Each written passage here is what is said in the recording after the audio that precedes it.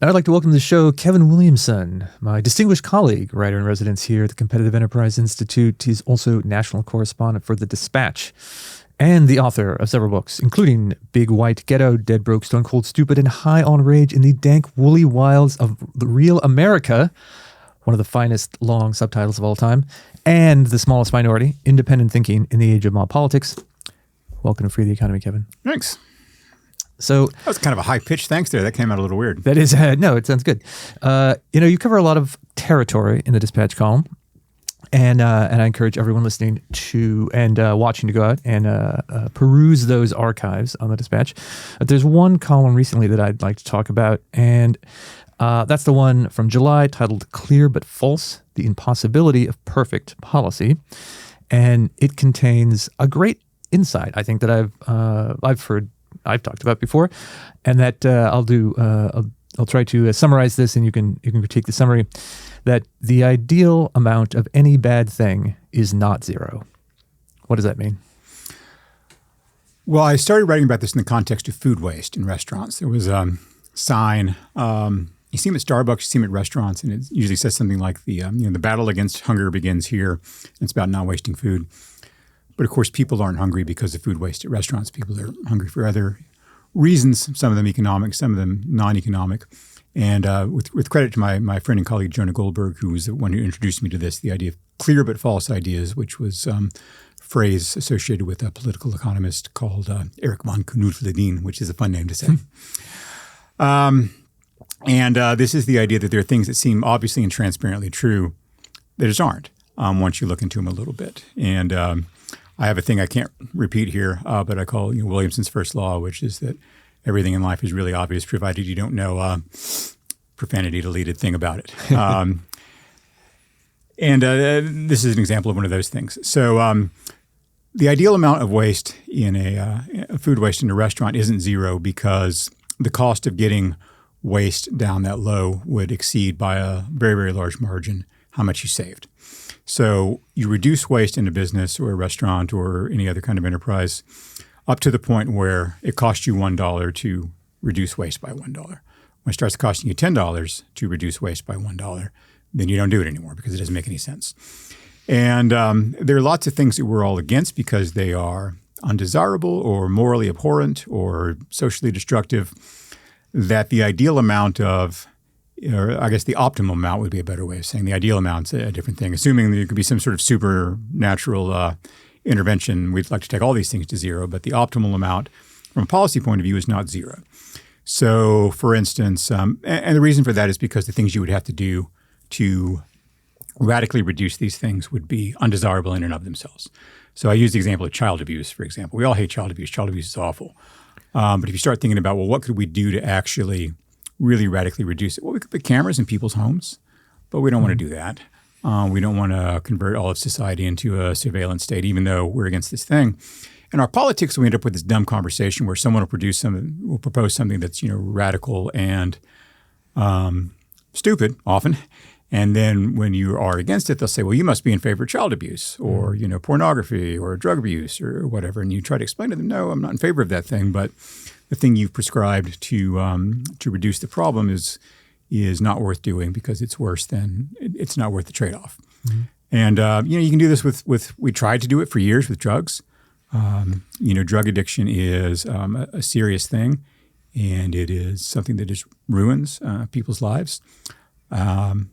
The idea of trying to use a more and more punitive law enforcement paradigm to reduce that ended up not working very well, as I think we saw. And you see it with things like homelessness, where we treat it as though it were an economic problem when it's mainly a mental health problem. Homelessness in the sense of people sleeping on the streets, not homelessness in the sense of people being in bad housing or shelters or things that often is an economic issue. So, there are lots of things we'd like to have less of, but the policies that we would need to follow to produce that would be bad in and of themselves and certainly not worth the trade-offs. There's a flip side of that too. There are things that are good that we'd like more of, that you also would do great harm by pursuing the policies to do that. Minimum wage is a good example of that. We'd like low-income people to have more money, but doing things that are economically disruptive actually ends up lowering everyone's standard of living and real incomes in ways that are fairly obvious. Well, yeah, and I think that comes up a lot when there's a proposal for a minimum wage increase somewhere, and the immediate response is, well, mandating a higher minimum wage will have negative economic consequences in lots of other ways, and the proponents of the minimum wage basically say, nuh-uh, right? Sometimes it's a little more detailed than that. But if that's really the case, that they don't think there's any kind of big significant downside, then why would you stop at $15 an hour or 25? Why not 50 or 100 or 200? Right? The fact that they would never 100,000. Yeah, 100,000 an hour. Right? The fact that they don't propose that means that obviously they do know that at some point there are negative consequences to that, but they obviously are not going to lead with that. Yeah, one of the problems we have with that particular debate and a lot of similar debates is that the point of relevant comparison is an unknowable thing. So you'll see these studies that come out and say, well, they raised minimum wage in such and such a place and employment didn't go down and these other things didn't happen. But that's not the right point of comparison. The point of comparison isn't between what happened and criticism of that. The point of comparison is between what happened and what would have happened without that policy change happening. Mm-hmm. So maybe employment didn't actually go down in the place that you're looking at, but it also didn't rise as fast as it would have. And now we don't know that for a fact. But these are unknowable, hypotheticals and counterfactuals. What we do know is that demand curves slope downward, and as prices go up, people want less of things. And you see this in labor as well as other markets where people will hire less, they'll invest in automation, other things like that, labor substitutes as prices get higher, in the same way that people invest in substitutes for any other thing that they buy when prices become unmanageable. So the basic economics there are fairly straightforward, and life obviously does not work in every real life detail the way it does in a classical economic model. Mm-hmm. Everyone knows that, including the people who developed those models to start with. And critics of free market policies often point to that as it were some great insight when everyone kind of knows. But that doesn't mean that they're not applicable as a way of describing and understanding what actually is happening in the real world and the real economy. And so I would like us to maybe try to have a conversation in which we at least acknowledge that our evidence needs to be based on the actual relevant points of comparison, not completely irrelevant points of comparison. Well, yeah, and I would add a little side note shout out to a couple of our colleagues, specifically on the topic of the minimum wage debate. It sort of goes to this classic, seeing the seen and seeing the unseen question about where if you're only measuring one variable, then you're not getting the whole picture. Ian Murray and Ryan Young wrote a couple, two studies sort of linked at the same time on similar topics called Rising Tide and People Not Ratios. This was in the time when Thomas Piketty's book came out and was getting a huge amount of attention, and income inequality was a big thing. The debate over it and potential public policies to address it. And one of the things they pointed out is that when minimum wages go up, one, there's a lot of research showing that the number of total jobs goes down, so that's not good. But also a lot of non-wage things get worse in jobs. So people who work the kind of jobs that are sometimes paid minimum wage, in hospitality and food service, for example, they have a non-wage things, benefits they sometimes get that they consider pretty valuable, whether it's free, getting to park for free at the place they work, getting uniforms for free or laundry service for free, not having to pay for a uniform, schedule flexibility, opportunity for training, various other things that an employer can give them.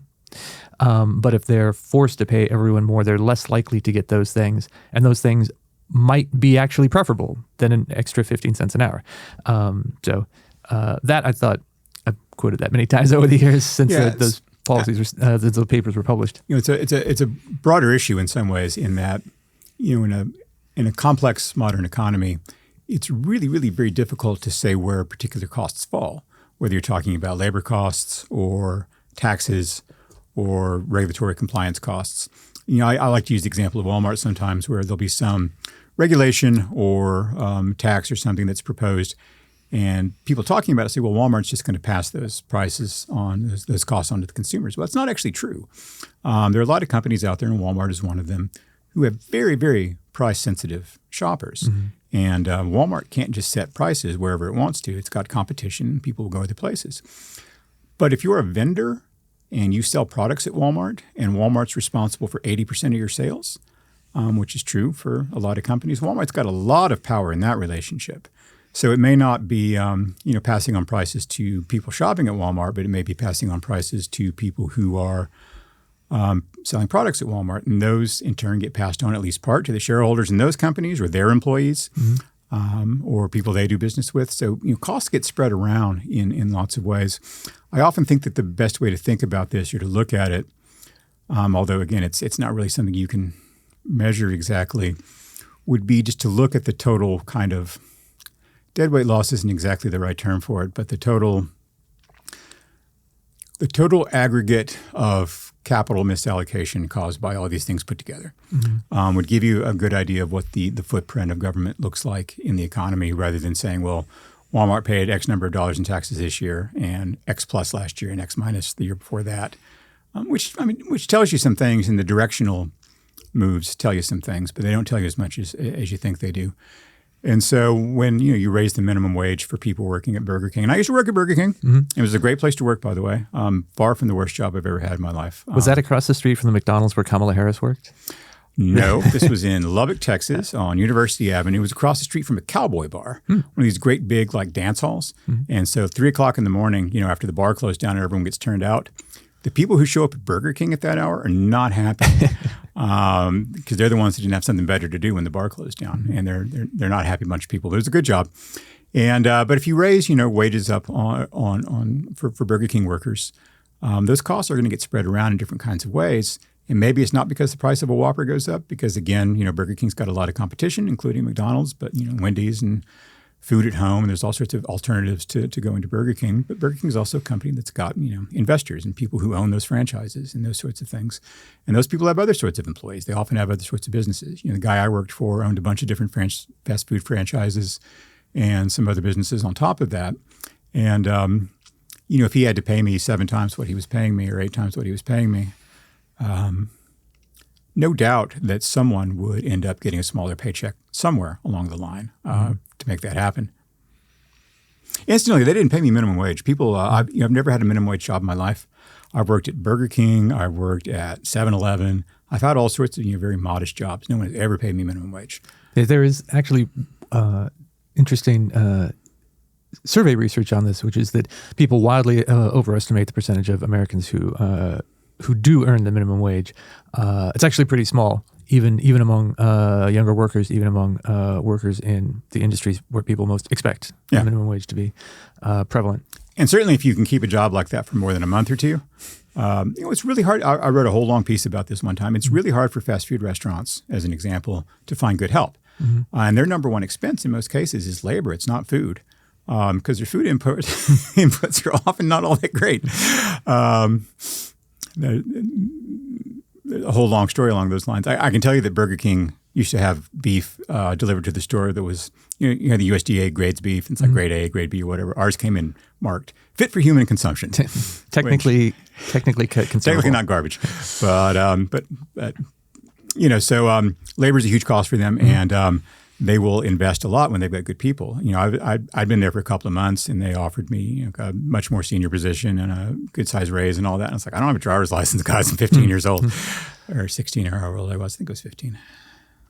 Well, yeah, and so zooming back out again to this sort of the big picture of sort of clear but false ideas about the world and about public policy. I forget who I stole this phrasing from, someone I'm sure smarter than me, but I've said it a lot about politics and public policy, and that is the most important issues in the world aren't problems to be solved, they're conditions to be managed, and hopefully managed to the least bad, stable equilibrium we can achieve. Yeah. But a lot of the things that we don't like about the world, we don't like about our lives, we don't like about our country or society are not things that can even be eliminated or in the cases like you were referencing, if they theoretically could, they would come with really unacceptable costs. And which we rhetorically get around by saying things like, well, healthcare is a human right. Well, okay, but it still costs X amount of dollars to make an X-ray machine. So you can call it a human right, but it's not a right that comes without costs. Like, to be able to enjoy that right means someone's got to go to medical school and he's got to be a doctor and have, a doctor's income and all that stuff, or he's going to go do something else. I don't know why anyone becomes a doctor. If you're smart enough to go to med school, you're smart enough to walk on Wall Street and make a lot more money. But so we get around it by doing that or just pretending like trade-offs don't exist. And by ignoring the ones that we actually see. Higher education is a great example of this, where education's good. Everyone likes education. We're all in favor of education. And we say, well, more people should go to college, which I'm not sure is actually true, but okay, that was standard wisdom for a long time. So what do? Well, we make it less expensive for good people to go to college by lending them money and giving them money to pay for tuition in the form of grants. And what happens, of course, is that just creates inflation. The same way that car prices can go up when you've got cheap financing. And so now we're in a situation in which we have made college much, much more expensive by means of policies that were supposed to make it affordable and attainable to people. You see the same thing partly in housing. Housing's more complicated in some ways. But we've spent years keeping mortgages artificially cheap. I've often referred to the National Association of Realtors as the committee to reinflate the bubble. Although as we get further and further away from the long-forgotten financial crisis, that epithet doesn't maybe ring as much as it used to. But they really, really like cheap interest rates because you can sell a house for more because people don't look at the total payment or the total cost. They look at the monthly payment, and low interest rates will do that. So we had these policies that were designed to make houses more expensive. We took appreciation in the housing market as a sign of economic health. And without anyone ever saying, that kind of stinks if you don't own a house and you want to buy one. It's one of the few products that the government ever goes out and says, we want to make this more expensive and lower people's quality of life because we think that's a sign of economic health. It's just crazy. But in general, it sounds persuasive to people, particularly if you already own a house, to say, yeah, we should have, policy to support strong housing prices. Well, I think that's, again, sort of a hobby horse of mine with the sort of seeing the seen and seeing the unseen of some of these economic phenomenon, which is a lot of, if you watch, say, CNBC, you see sort of the headlines of business news, business and economic news, you'll often see headline data announced like, economic growth this quarter came in at 1.7%, or the unemployment rate is 4.9%, or housing prices are up or housing prices are down, and they're often presented without a lot of context, but with the implication that one direction is good and the other direction is bad. So that's largely uncontroversial in cases of some very wide measures, like if we say GDP growth, the amount of all the goods and services that are produced in this country in a year, and you would say, well, should GDP be going up or going down? Well, probably most people would say up, right? Because there's more economic activity in general. Although if you give me 10 minutes, I get some environmentalists on the phone who will tell you that GDP growth is going to be the end of humanity. The degrowthers will get their own episode, but on another podcast. So there's some of those leading economic indicators where we would say, oh yeah, as they say, the internet's line people say, line go up, right? We want the line to go up. But in the case of something like housing prices, it's not obvious that the line should be going up or that we should be marshaling public policy to make it go up, right? Because if you are a homeowner, if you're an incumbent homeowner, then it's great that the line is going up. But if you're a struggling young couple and family who's trying to buy a house for the first time, you don't want it to go up. And you certainly don't want third parties goosing it up in an unfair way. With houses, I've always been kind of perplexed by that in general, just the assumption that a 50-year-old good is going to be more valuable in its 50th year than it was the year it was built. Yes, that's not true of a factory. Right. It's usually not true of factories. With large capital assets, we have a depreciation schedule. And this is often the case in Japan, for example, where houses get 20 years old, they just tear them down and build new ones, right? Just like with a factory, at least book value-wise, after 20 years, even in a large capital asset, its value is zero, accounting standards-wise. Yet in the United States, somehow we expect our aging capital assets to increase in value every year.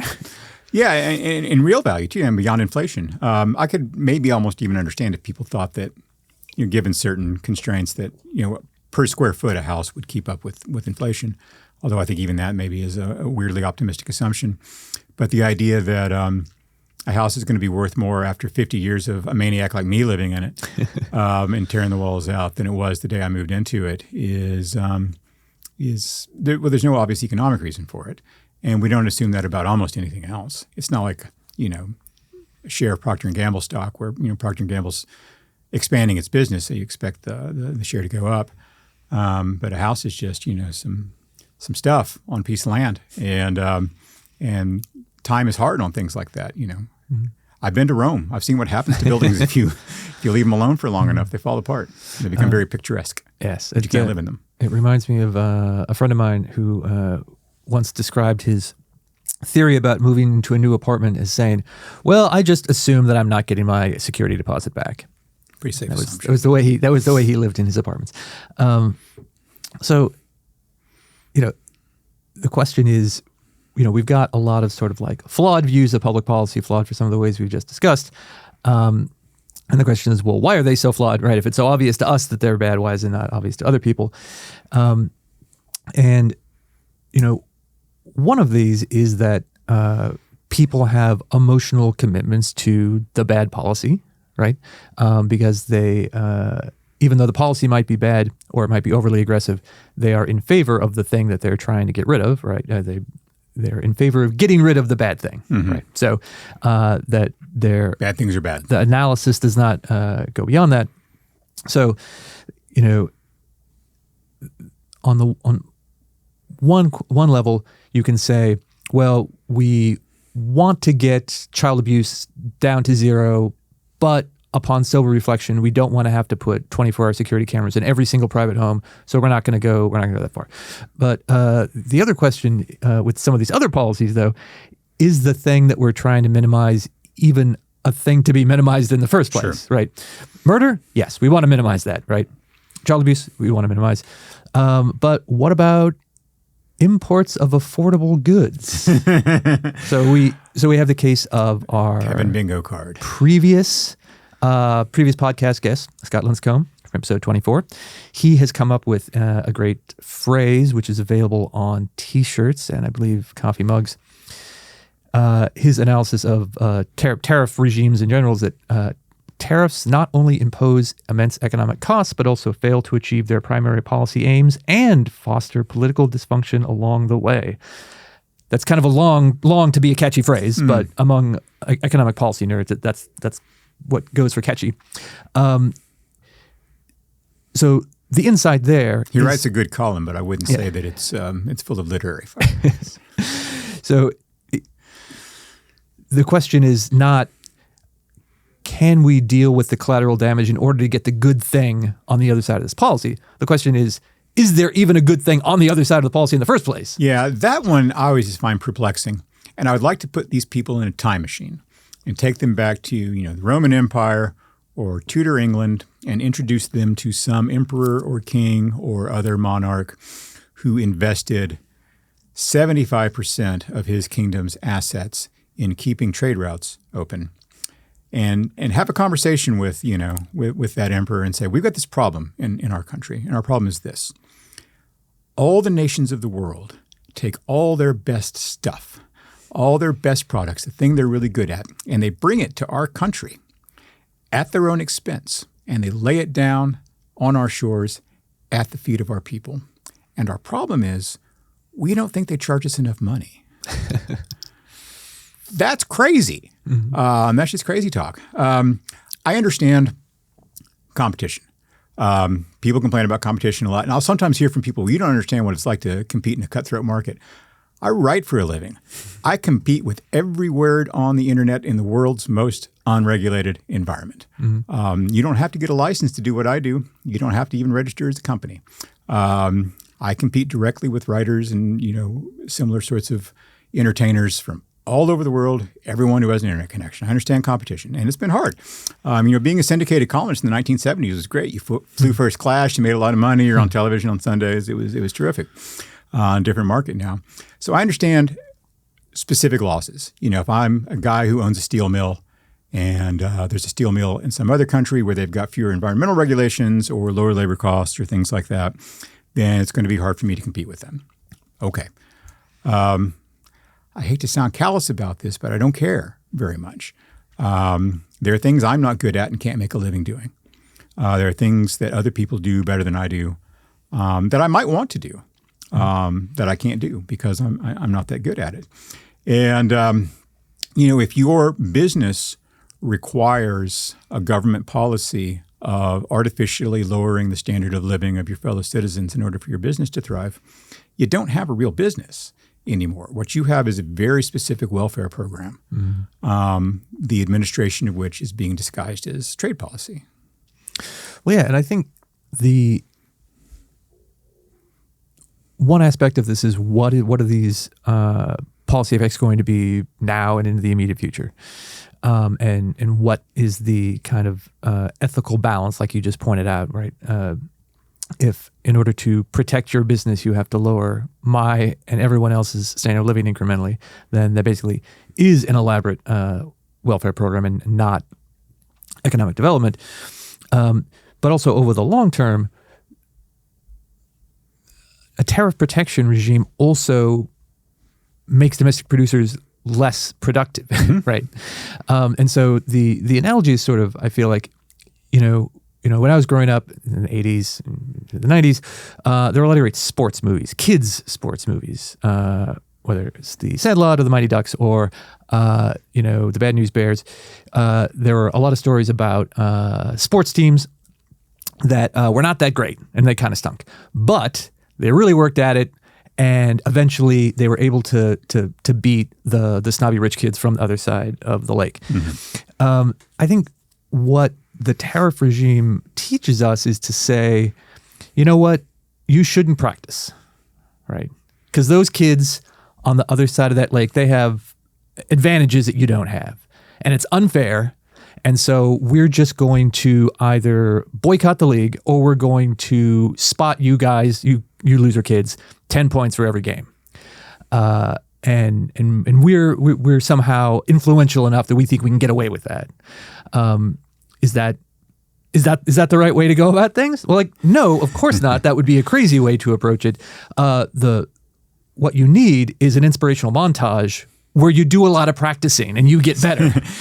Well, you think about China's a good example of this, where I hear so many people who should know better, talk about China in these sort of reverential tones almost, and certainly envious tones, that they're really smart about their development policy and their trade policy specifically. China's trade policy for 40 years was poverty. What China did was it artificially lowered the standard of living of its people and kept them from enjoying growth in real incomes in order to increase its ability to compete as an exporter. Right, intentionally, not just because they were poor in general. Right. No, it was an intentional policy. You're right. It's something that was thought up in Beijing and crafted out and implemented fairly intelligently. Maybe is not the right word, but consistently, with purpose and diligence. Let's say. One thing you can say about the communists: they are diligent people for the most part. Diligent at building gulags and all sorts of other things, but diligent nonetheless. Now, if you're looking at that as your example, well, then you can say, well, we can make American exports more competitive. Surely all we have to do is reduce American standards of living, because that's what the Chinese did. That's how, or keep them from improving over time. The trade thing is confusing to people for lots of reasons, I think. One is it's a Bastiat seen and unseen thing where you go into Walmart and you'll see a lot of cheap consumer goods that say made in China on them, and less cheap consumer goods also that'll say made in China on them. That's because we see consumer goods and they have labels on them. Capital goods we don't see. Services we don't see. And people talk about services and they think you're talking about waiters and waitresses and things like that and these kinds of low-paid, low-status jobs. But it's engineering, product design, finance, legal services, things like that. And you don't walk into Walmart and see, a robotics automobile production system. Built in the United States, sold by an American company, that sort of thing. And you see those all over the world, of course, but you don't see them there. I was in a Mercedes factory in Stuttgart, Germany, and they've got this wonderful, kind of robotics system that they use to build their cars there. It wasn't built in Germany. It just wasn't. And they're okay with that. They invest in what they're good at and don't mind bringing in tools to do that job. And we just had this funny idea about it, that the fact that we're an advanced economy full of very, very wealthy people. There aren't any large countries as wealthy as we are. There are wealthier countries in the United States on a per capita basis, but they tend to be relatively small countries. There are not any large countries that are anywhere near as wealthy as the United States. If you look at the average EU national income versus the United States, it'll shock you. I explain this to people sometimes that the United States per capita GDP is like 50% higher than Germany or something like that. Mm-hmm. Well, most European countries have lower GDP than Mississippi, than the poorest U.S. state. Yeah, it's been a very favorite talking point for a long time, and it happens to be true. It goes through periods of not being true, by the way, but it depends. But yeah, certainly the poorest states in the United States are generally wealthier than the median European country. And so when you're a country like that, you're probably not going to be good at making mass market cheap stuff with lots of cheap labor inputs, because you're walking around the United States, there's a lot of opportunities to make money. Mm-hmm. I remember visiting a friend of mine when I was living in New York, and my friend had started a lawn care business when he was in college to put himself through school. And he was really good at it. And by the time he was out of school, he had, a bunch of employees in this big commercial business, and he's doing lawn care for apartment buildings and stuff, making, I don't know how much money, but certainly a lot more than I was making as a journalist living in New York City. And I remember thinking, your garage is bigger than my apartment. Now, you don't have to get a PhD or an MBA to be a guy who runs a successful lawn care company. But you live in a country like ours, there's a lot of opportunities like that. So how are you going to get this guy to go work in a flip-flop factory when he could go buy a lawnmower and make 600 times that income, or whatever the number is? There's a lot of competition for workers in the United States. People don't understand that's why our wages are high, and why we don't have a lot of low-wage businesses, because good workers are hard to come by even in our country, and there's so much opportunity because there's so much productivity here that people need people to do this stuff. That's why I don't worry as much about AI and some of those things as other people do. I think that the value of American effort is just enormous, and we'll find good uses for it. So yeah, we're going to be a country that's going to be good at doing things like aerospace and developing new drugs and designing computers and inventing technology and stuff like that. And we're probably not going to have we're not going to be the world's leading exporter of tires. Well, yeah, and this is something that if you kind of step back a little on the historic evolution of economies, you can step way, way back and see that, countries that have been successful and have seen economic growth will start out as agricultural economies, which everyone was, and then we'll go on to things like heavy manufacturing, and then to mature stuff like higher tech stuff and high level, high value services, right? Which is sort of where the U.S. is, and where a country like China clearly wants to be. When I was growing up, people talk about cheap stuff from China. Sometimes they will use more derogatory terms about the stuff that low-cost consumer goods that are imported from China. When I was growing up, if you wanted to say that something was sort of cheap and low quality, accessible, you'd say it was made in Taiwan. Right? Made in Taiwan was the Japan in the 80s. Before that, and then before that, over after World War II, Japan made all kinds of very low-cost consumer stuff that they exported, and so, but obviously, we've seen the natural evolution of those places. So Japan, by the 1980s, was the ultra high-tech boogeyman that was going to take over the world and surpass the U.S. And then Taiwan, especially today, it's sort of amazing that the thing people pay so much attention to with the China Straits security situation between People's Republic of China and Taiwan, and the thing we worry about the most there is the fact that Taiwan makes the most advanced microprocessors in the world, and that the entire world economy would melt down if there were an interruption of that supply. So Taiwan has gone from proverbially the maker of cheap stuff no one cares about to the source of the absolute most important technologically advanced stuff in the world. And what that tells you is that, one, economies change and evolve. And if you have a system where you have sort of, some investment freedom, and you have property rights, and you have places where it's free to, it's safe to invest over the long term, you can have this huge meteoric rise where the entire economy changes and becomes more high value. And it seems like this kind of return spelled with a V like a Roman inscription, return nostalgia, is the argument seems to be, wouldn't it be great if we were poorer? Yes. And I don't know a lot of people in Taiwan that want to go back to making transistor radios. No. I kind of doubt they do. Three things in my head right now I should get out before I lose them. One is that I'm hoping the United States isn't actually the world's largest tire exporter. I said that without knowing. I know we do have some tire factories here, but I doubt we're the world's largest tire exporter. Secondly, it's not just high-tech goods that this matters for. Levi's, ancient American company, maker of blue jeans, the quintessential American product. They have a subdivision called Levi's Blue Label, and these are products made in Japan. And they are expensive. If you want to spend $300 on a pair of Levi's, those are the ones to get. And you see that with other places too. Like, the U.S. doesn't have a great low-end textiles industry the way we used to, but like your best Brooks Brothers suits are made in the United States. They make a lot of stuff here still. A lot of denim companies that manufacture in Southern California. So we still have, clothing industry here, but are you in the market for a $500 shirt or a $5 shirt? And if it's a $5 shirt, it's probably going to be Vietnam or something like that. And the third thing that's more important, I think, from a policy point of view, though, is that you talked about this predictable progression from agricultural economy to industrial economy to whatever comes after that. One of the one weird trick, if you happen to have a totalitarian police state, is that you can force that first change pretty quickly. And the United States a long time ago, kind of progressive intellectuals got just absolutely ensorcelled by the economic progress of the Soviet Union, which did have some radical economic progress there for a while. And they were able to have that because they went from being an agrarian society to an industrial society in a very short period of time.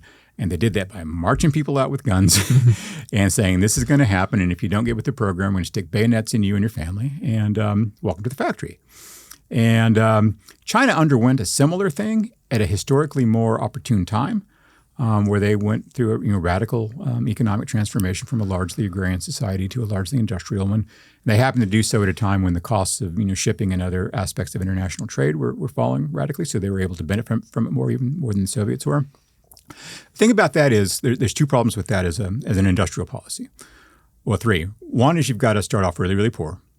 Secondly is you need a dictatorial police state, which I'm increasingly— It's doable. I'm increasingly suspicious that some Americans favor. But third, and probably most important, is you only get to do it once. You can get a whole lot of juice out of that first transformation, but you only get to do it once. And you can get most of the benefit without doing it through a dictatorial police state. The United States had the same kind of transformation over the years. It didn't happen as quickly or as radically. It happened in a much more productive way because we let it happen organically through normal market institutions back when we had more sensible economic policies at the federal level, which were not having economic policies mainly at the federal level.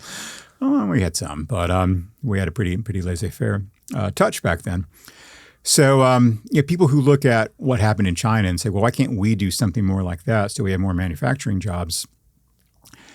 It's a silly way to look at the world to start with. But secondly, have you ever asked anybody who worked in a factory and then went to do something else that they want to go back to the factory? Because factory work is hard. Mm-hmm. In the United States, of course, services jobs pay substantially more than factory jobs do. Everyone thinks of manufacturing as being this kind of solidly middle class, support my family of four in the suburbs income, turning a wrench or working on an assembly line, which is not the case and never was the case. People look at the late 1950s, early 1960s through these rose-colored glasses of nostalgia. And I just kind of want to tell them sometimes, that was my grandparents, and you can have their house if you want to. You can live there. You can buy it for like $7,000 probably, $8,000 maybe, something like that.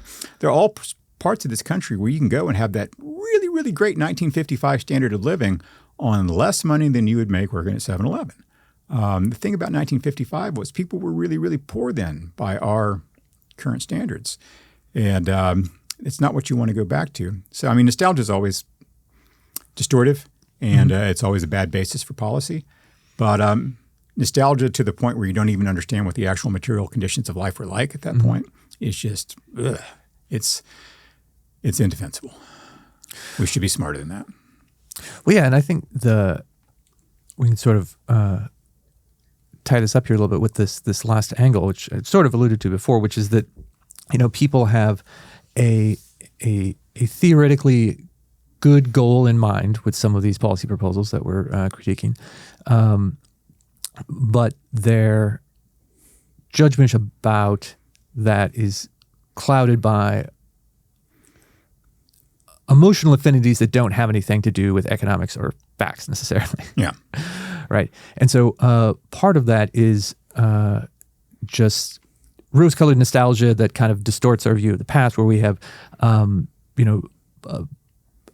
a rosy view of the world our grandparents or great-grandparents lived in.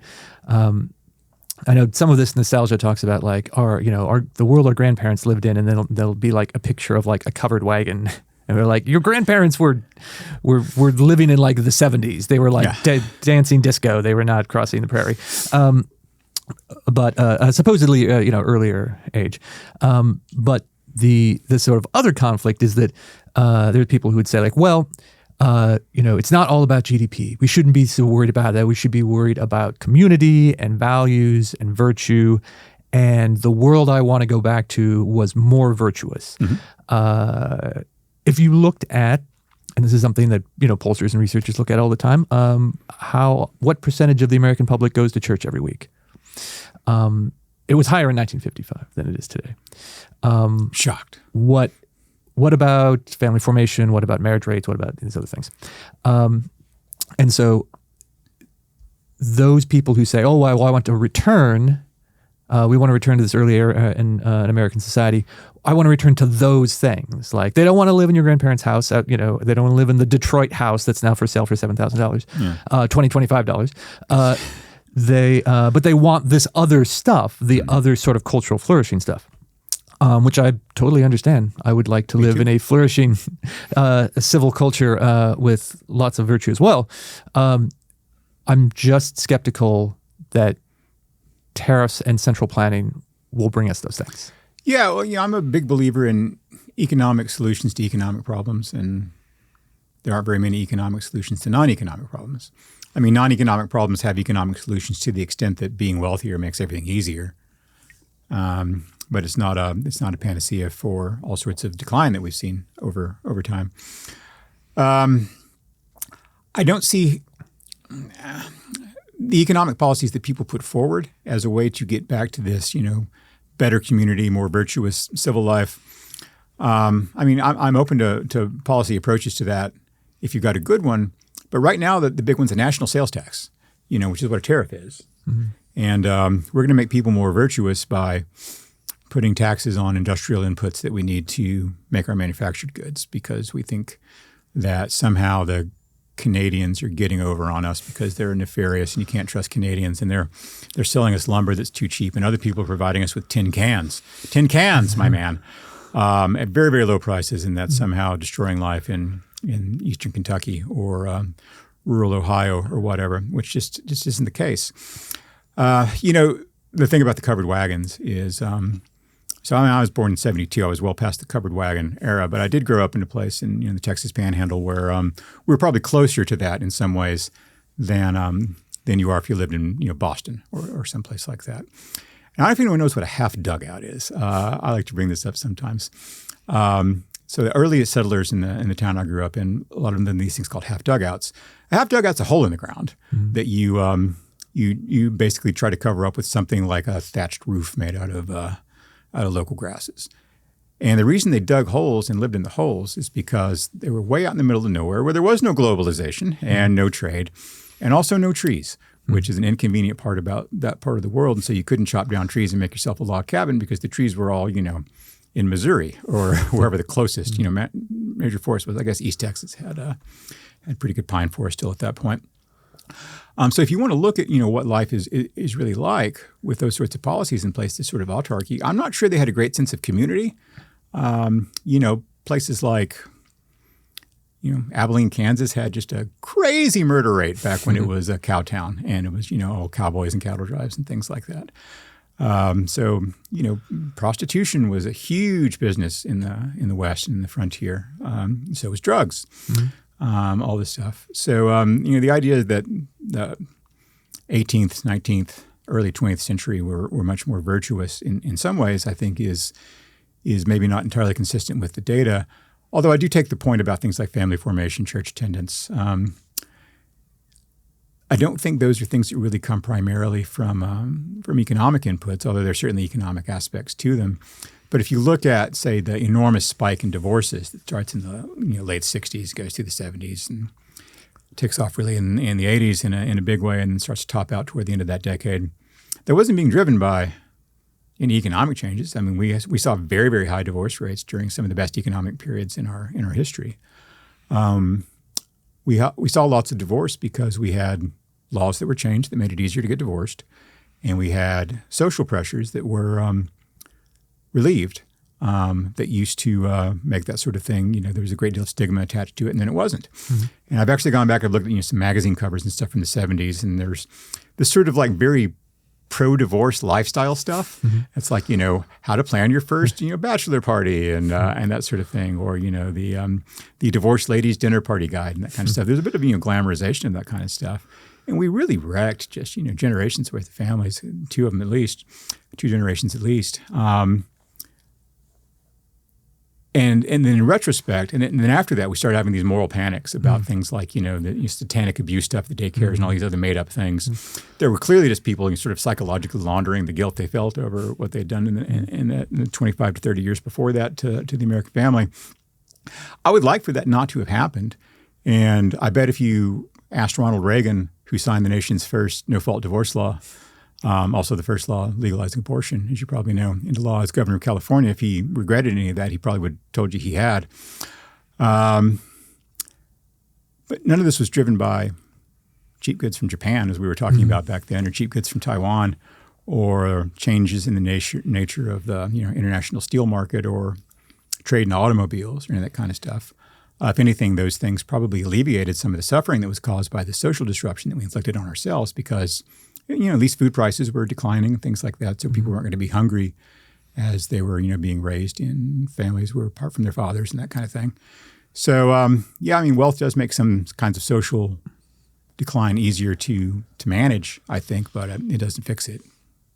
But voluntarily lowering our standard of living through some of these destructive economic policies will make things, if anything, worse, not better. Well, yeah, and you look at the data right now that people who are very low income have worse outcomes, not just on economic matters. They have worse outcomes on health, on family formation, on whether they're likely to be convicted of a crime, or to be a victim of a violent crime, or to be incarcerated, or to develop a drug addiction or an alcohol addiction. So, no, being poor sucks in all sorts of ways. I had just a little bit of experience of that when I was young. I grew up in a fairly poor household and got to see firsthand how that really warps life in a lot of ways. And it does not build character, in spite of what people sometimes tell you. There's some kinds of suffering that I'm sure that do build character, some that I certainly believe in a religious sense build character and build virtues, but no, raising kids in a family that's got artificially high grocery bills because some crackpot in Washington has ideas about trade that are based in the very freshest economic thinking of the 16th century is probably not ideal. Yeah, and I have a great deal of sympathy for our friends in the conservative movement who want to bring back some of those positive aspects of community. But I think to the extent that they're spending a lot of their time defending tariffs rather than starting the next wave of revival, then I think they're wasting their time. Yeah. Right. And so that's a double waste, right? It creates economic problems and political dysfunction without addressing the thing that they say they care about. And I believe that they care about very much. And the issue of community is really kind of interesting and ironic in some ways. You can go to Ireland and go visit these, abandoned villages, and there'll be some, quaint old church that's falling apart and hasn't been there for a long time. And in a lot of cases, these places went into, really steep economic and social decline because their populations vanished. Do you know where they went? Came here. And they came to the United States, and they built thriving communities here because the place they were didn't offer them any economic opportunity. You need a chance to really advance in life. It was socially backward in lots of ways that they didn't like. It was governed in ways that people didn't want to be governed. And so they left and they built new communities. And you see that some in the United States where people talk about, well, what about this little town in the Midwest that's going to die out because it was all based on this particular factory. Now the factory's not there anymore. I understand that people value that. And there's real value there to be lamented as it goes away. But when a place loses its reason for being there in the first place, then you really only have two choices, right? You let people leave and find new opportunities elsewhere, or you keep them there as, in some sort of semi-dependent capacity indefinitely, which isn't really a policy, and it's not a fix for their problems. This country was built by the people who left the places where they were unhappy and came and did new things. And I think that we need to recapture some of that, I think. It's a shame, sometimes you see these places I have, some attachment to. My grandparents I alluded to earlier lived in a town called Phillips, Texas, and you might guess from the name Phillips, it was a Phillips oil company town. And when Phillips closed the local plant there, it wasn't an incorporated city. It was a real company town. The company owned all the land and everything. People put their houses on trailers and towed them away, and they closed down the school and what shops and stuff there were there, and the place was it's gone. It's not there anymore. It's a ghost town now. And some people had some sentimental attachment to that place. I certainly did. I spent some of my time growing up there. But if there's no Phillips Petroleum plant in Phillips, Texas, there's not going to be a Phillips, Texas, probably. And that's okay. Everyone rebuilds their life somewhere. Yeah, and if all the previous generations of immigrants from those old countries had stayed in their old countries, we wouldn't have this country. No, it'd be a great wildlife preserve, and there would be, I'm sure. It'd be an interesting, I'm sure 50 people must have written this novel, but it would be an interesting sort of speculative fiction novel to see what would have happened to the various Native American cultures without contact with the Europeans if they hadn't been, wiped out. But that's speculation for another time. Yeah, and so if you are interested in the history of say 19th century America, when supposedly everyone was very virtuous and everyone was going to church, and you can see the TV show Deadwood, yes, which is a largely prostitution and gambling and opium based economy. Wonderful show, as depicted. A fictional storyline, but based very much on fact. And interesting, funny little American literary anecdote about people living in half dugouts. A lot of people like myself, when they were young, were fans of the Little House on the Prairie series of books by Laura Ingalls Wilder, later famously dramatized in a popular TV series of the same name.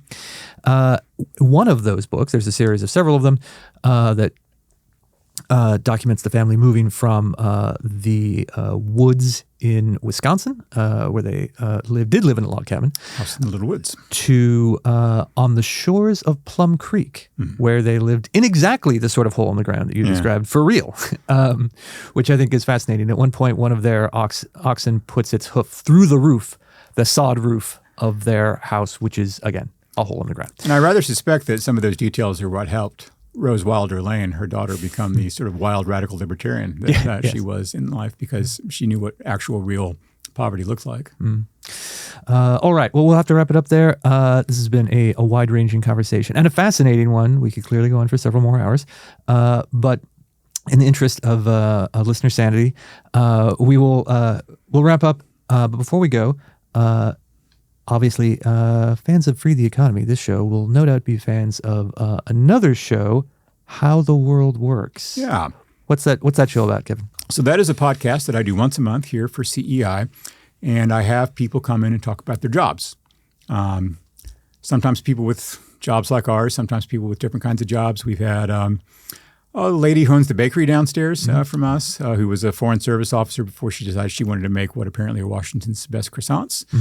They're excellent, by the way. Yeah, that's what I hear. We had a guy who's a baggage handler at the Charlotte airport who reads a lot of Milton in his spare time. Interesting characters. So I talk to people about their work histories, what they learned from their various jobs, what they do now, how they got into them. And we talk a bit about work policy. In some cases, some people want to talk about policy, some people don't. And I try to get us to talk a little bit more about the the kind of broader non-economic role of work in our lives, in our culture, in the way in which we use that that activity to support one another and help to make a civilization that can flourish in various wonderful and unexpected ways. All right. I think the show is especially good for younger people, young adults, high school, college kids who are wondering, what kind of job should I have? And are not sure. There's a lot more uncertainty and stops and starts and backs and forths with a lot of adult careers than some people realize. Did you think you were going to do this? I had no idea. Do you think you were going to play baseball? I wanted to be in the NBA, but I'm only 6'1", so. But live your dreams, kids, and look up How the World Works on YouTube. All right, Kevin, thank you very much for being with us. This has been excellent. My pleasure. Thanks.